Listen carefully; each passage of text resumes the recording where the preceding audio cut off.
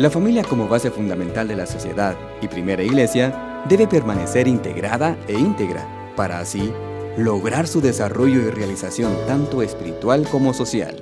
Para ello, los esposos Francisco Zamora y Violeta de Zamora nos guían hacia soluciones en torno a la problemática actual de la familia.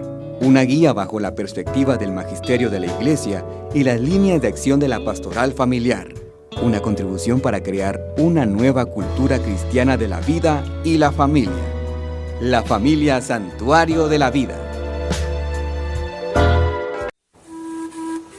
Jesús, María y José, en vosotros contemplamos el esplendor del verdadero amor. A vosotros, confiados nos dirigimos, Santa Familia de Nazaret.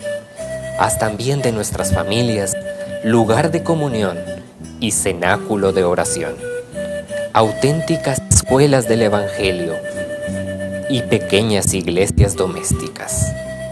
Santa Familia de Nazaret, que nunca más haya en las familias episodios de violencia, de cerrazón y división. Que quien haya sido herido o escandalizado sea pronto consolado y curado. Santa Familia de Nazaret, haz tomar conciencia a todos del carácter sagrado e inviolable de la familia, de su belleza en el proyecto original de Dios. Jesús, María y José, escuchad, acoged nuestra súplica. Amén.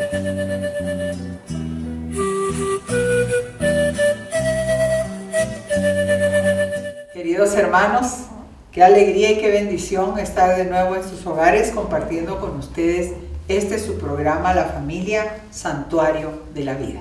Bienvenido, Francisco. Gracias, Viole. Gracias de nuevo por estar juntos compartiendo.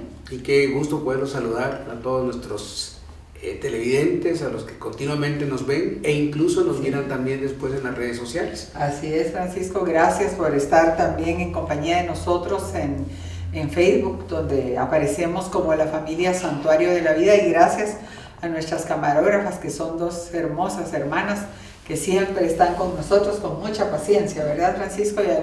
Y a todos los demás hermanos que integran el equipo del canal Jesús TV. Muchas gracias.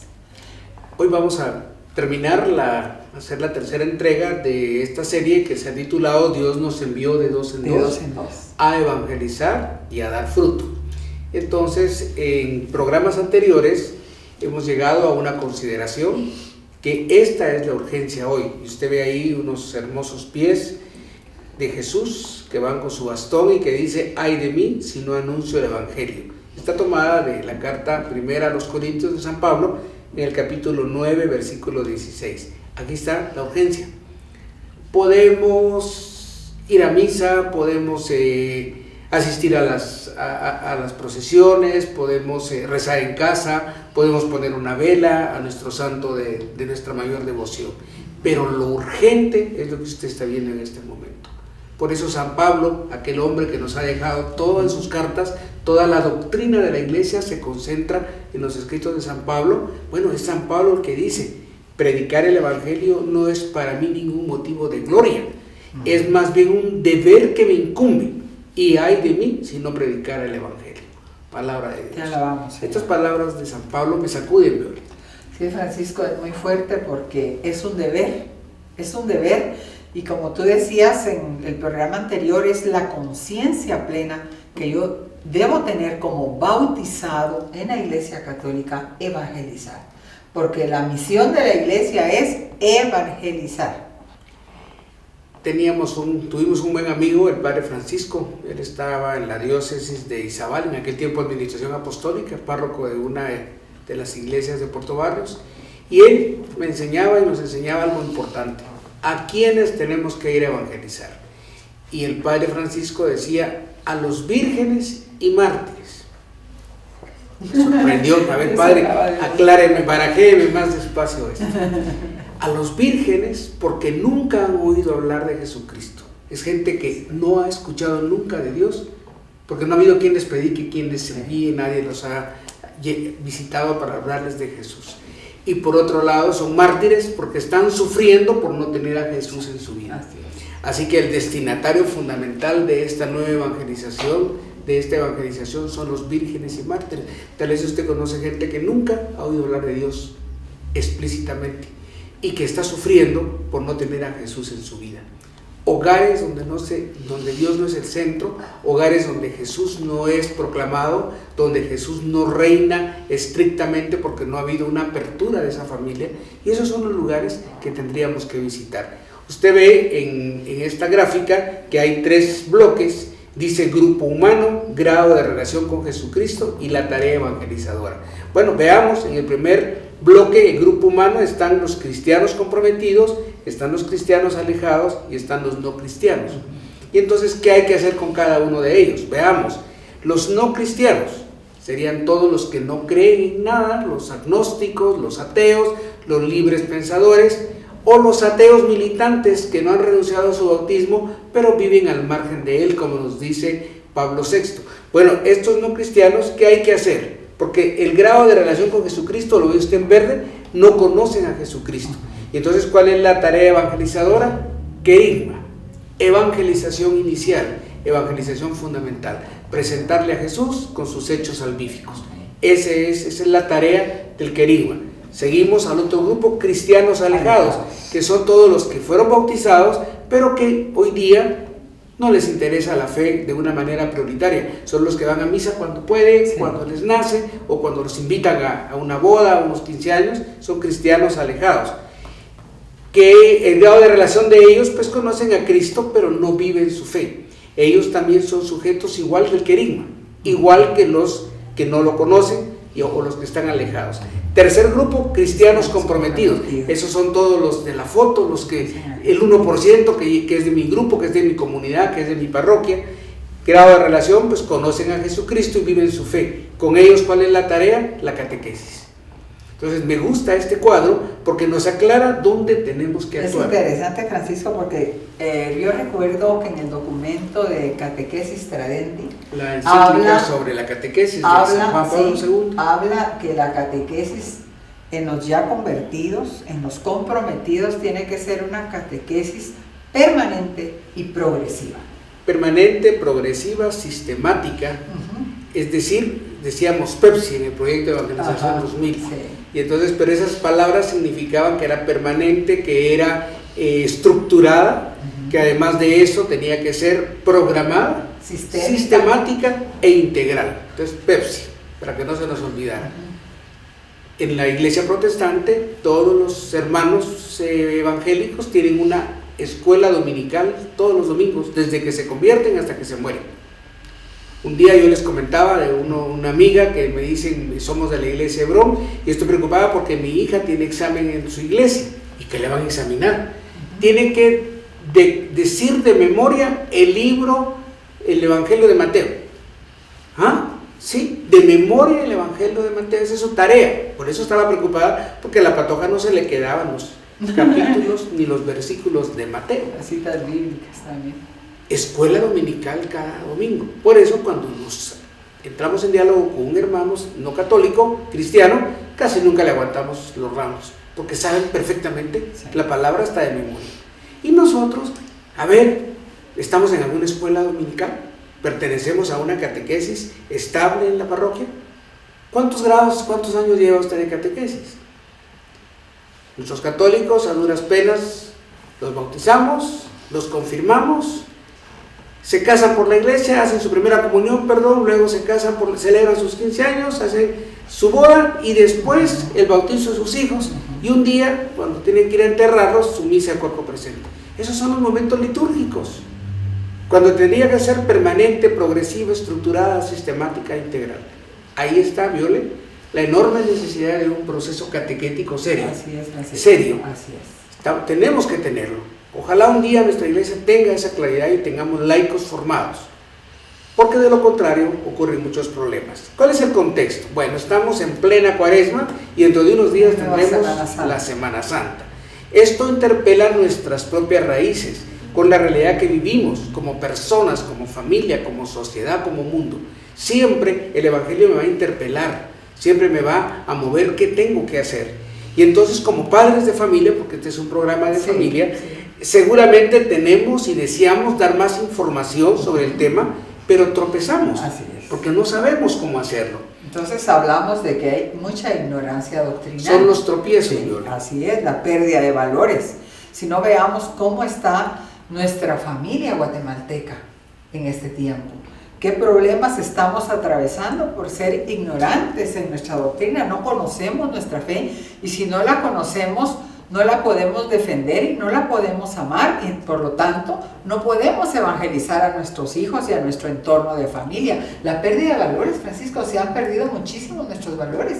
Estamos en una sociedad donde rigen mucho los antivalores. Los antivalores. Y entonces lo que pasa es que hay una religiosidad acentuada que no siempre va a conducir a un verdadero sentido de la festividad. Quiera Dios que nuestra religiosidad de este tiempo nos lleve a encontrarle el sentido.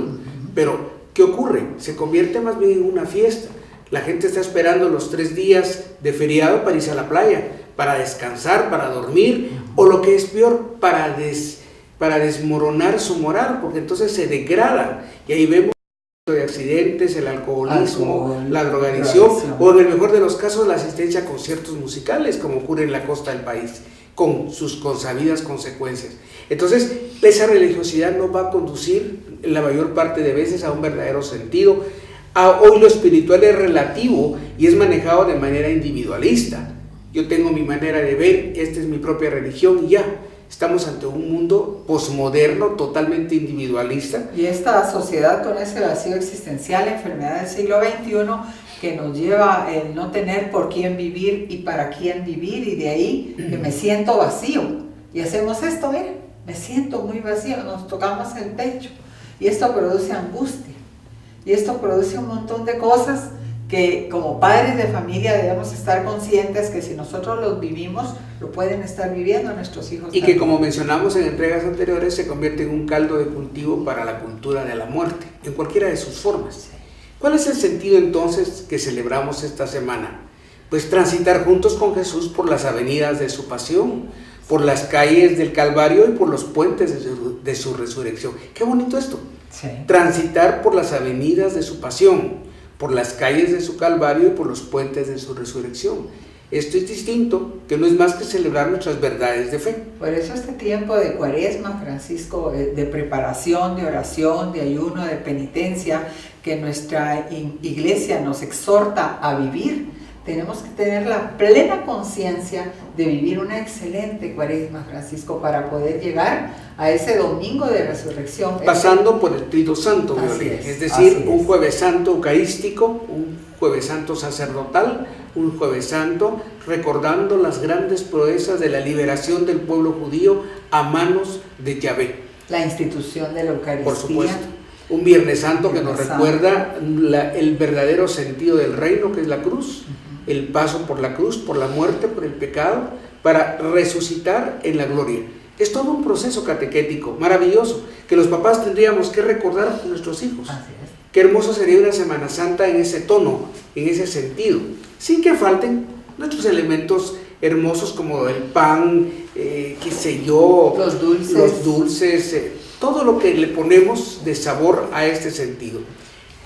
Tenemos entonces, Viole, para aclarar más esta Pascua y esta resurrección, el contenido del anuncio apostólico. Hermoso, Francisco. Jesús y sus hechos salvíficos que personifican el reino.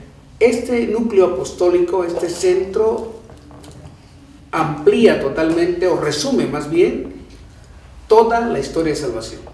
Aquí está el núcleo de la evangelización misionera. Entonces, que del Jesús evangelizador, los apóstoles pasaron al Jesús evangelizado. Y entonces hay 3 hechos salvíficos: la muerte, la resurrección y la glorificación de Jesús. Y por eso va a recibir 3 títulos: Salvador, Señor y Mesías. Esto está fundamentado en la carta a los Romanos, capítulo 4, versículos 24 al 25. Interesante, Francisco, tener conocimiento de esto y saber cuáles son los contenidos del anuncio apostólico, porque ¿para qué nos salvó? ¿Para qué nos salvó el Señor? Padres de familia, esto no es del otro mundo, es tan sencillo como Jesús, que nos dio esa sencillez. Tengo que reconocer que Jesús murió, resucitó, está glorificado y por tanto recibe 3 títulos mesiánicos importantes: Salvador, Señor y Mesías. Y entonces es muy fácil entender para qué nos salvó. Romanos 4, 24, 25 nos va a decir: quien fue entregado por nuestros pecados y fue resucitado para nuestra justificación. Esto es lo que celebramos en los días santos, en el Tríodo Santo. Se entregó por nuestros pecados, Dios lo resucitó de entre los muertos. ¿Para qué? Para justificarnos, para que muramos con Él y para que resucitemos con Él, para nuestra salvación, para nuestra justificación. Francisco, y que es lamentable que yo conozco a muchos padres de familia que no, realmente no están enterados, no están evangelizados, y eso es lo que nosotros generalmente trabajamos en clínica, cuando estamos escuchando los casos de los muchachos, de los hijos, o los mismos padres de familia que están en adicciones. Nuestro deber es llevarlos a un encuentro personal con Jesús, a una entrega con Jesucristo. Y manejar entonces estos tres hechos y estos tres nombres que están plasmados, lo vemos ahora, en los discursos llamados querigmáticos. Todo lo que estamos hablando, y te asombra a ti, a mí y a todos, está en 8 discursos querigmáticos. 6 es de los Hechos de los Apóstoles, ahí lo vemos, los 6 textos, y 2 más, uno es de San Lucas y otro es de San Pablo en la primera carta a los Corintios, en el capítulo 15. Los 8 discursos se resumen en esas 3 palabras: muerte, resurrección y glorificación. Cuando hemos hecho este ejercicio en los grupos, es maravilloso porque todos van a buscar los textos y al final todo el mundo concluye en la muerte, resurrección y glorificación. Y esto entendió la comunidad apostólica. Este es el querigma que comienza desde el día de Pentecostés. Y esto tan sencillo, tan simple, es lo que al final nos trae la salvación. Mira qué hermoso poder encontrar en Hechos 4, 9, 12.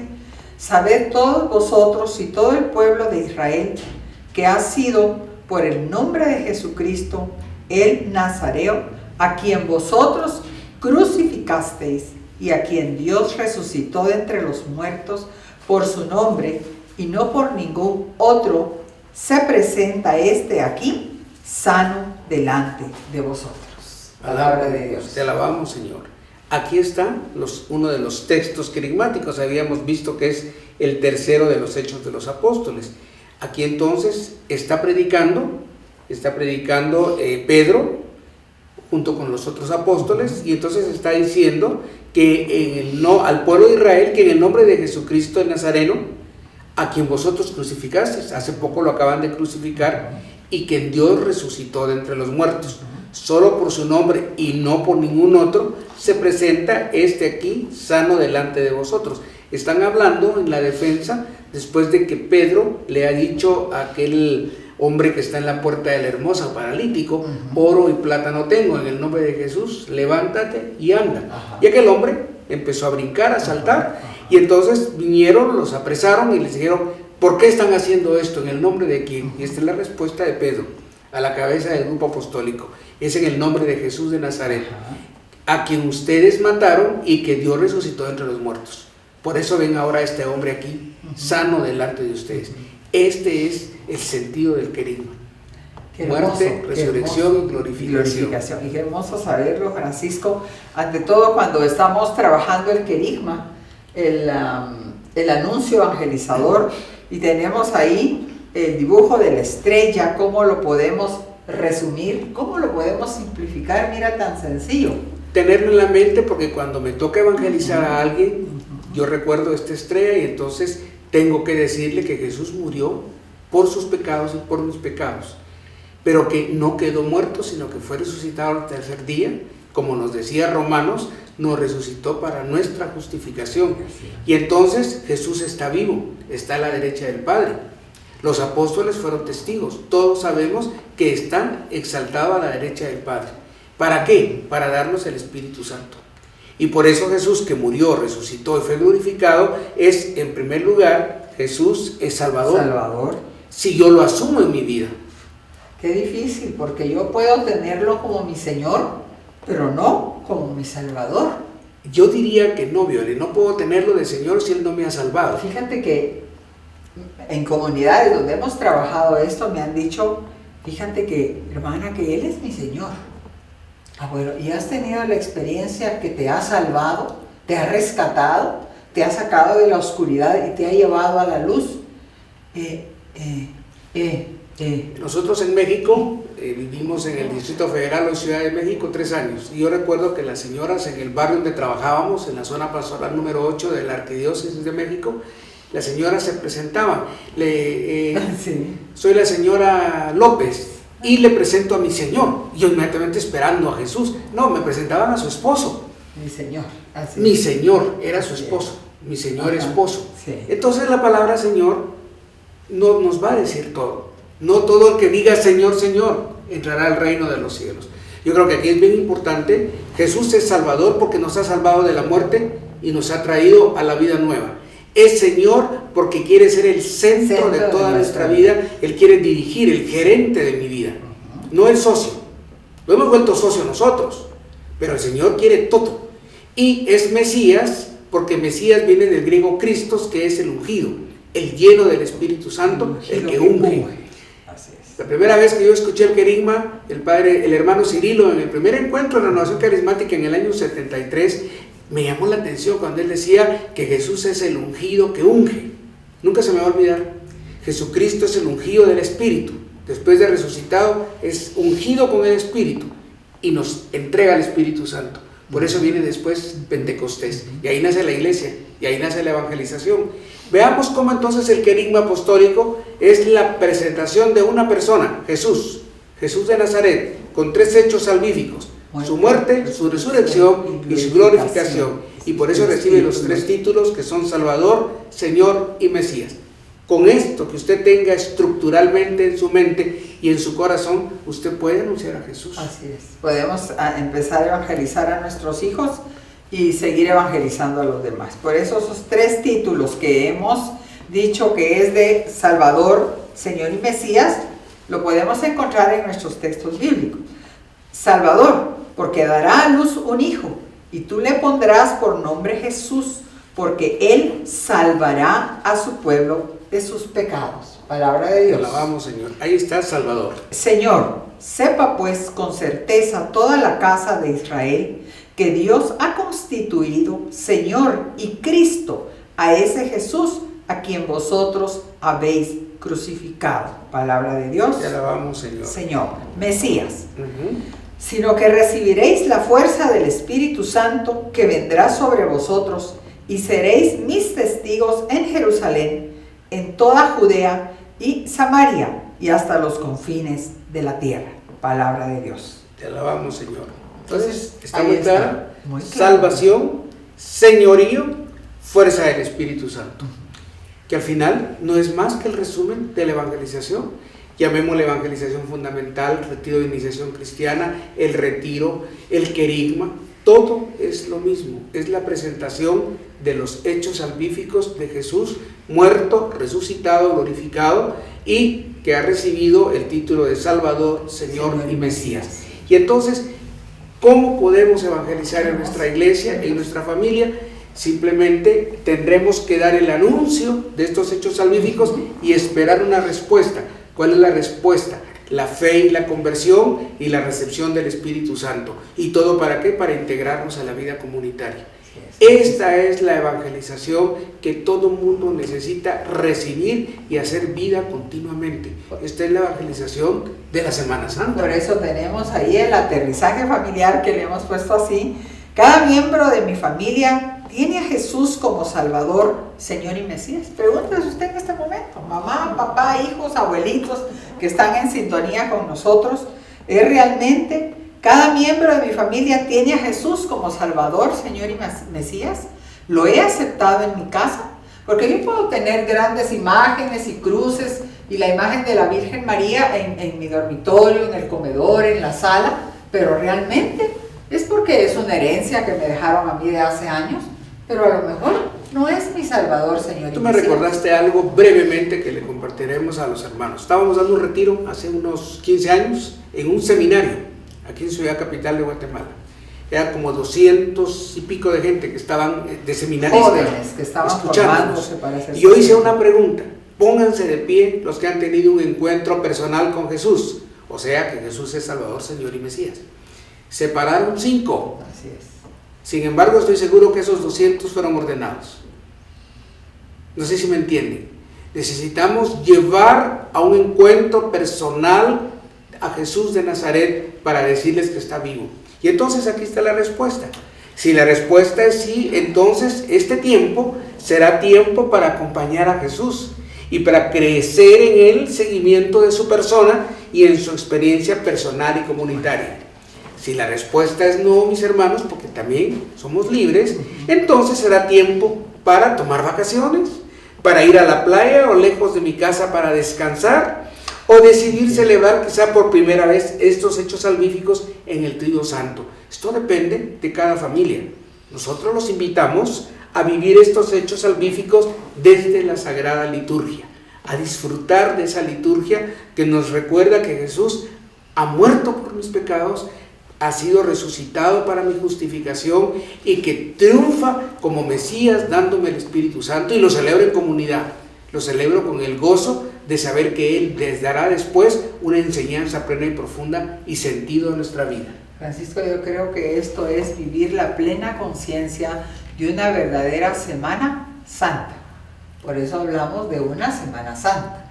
No es una semana de playa, no es una semana de disfrutar en otro sentido. No es de verano. Es una semana, como nos anuncia la televisión, que tome tal cerveza, cómprese de nuevo un nuevo traje de baño, usted comparta en la arena, una piscina, viaje a la piscina, váyase a Miami, usted vuele. No es tiempo, ya hay un tiempo para poderlo hacer. Este es un momento de mucha reflexión y conversión en esta semana, que sea realmente una Semana Santa.